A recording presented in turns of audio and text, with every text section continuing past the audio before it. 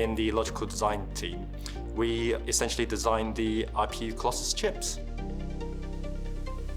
The silicon architects, they kind of come up with the ideas, they find the requirements, what we need in terms of product, and then in the design team we do the microarchitecture, which means converting those ideas into the actual circuits.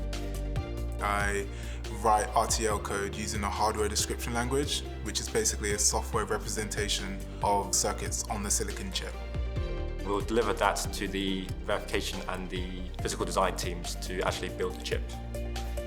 The tricky bit there is that, once you make your design, you code it, and then it becomes a chip, it gets hardened. That means you can't change it.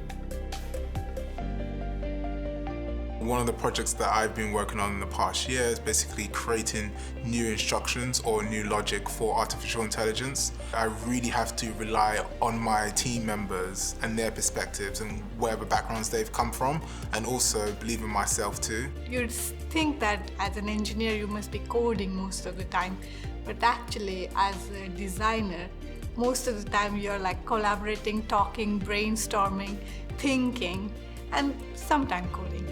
The kind of projects you'll be involved in is microarchitecture. You might be responsible for a specific block in the chip. You'll have the responsibility of designing it, writing the documentation for it, and implementing it in the hardware descriptive language, interacting with the verification and the physical design engineers and the architects as well. The main thing we look for is essentially problem solving. We just want to see how they think logically. We also look to see if the person is passionate about whichever subject that they are interested in. I love the challenges in terms of the people who I work with, what we work on, and in the future how it's going to affect many industries. And if you look around, we are all very regular engineers, but when you look at what we have achieved as a team, it's pretty spectacular.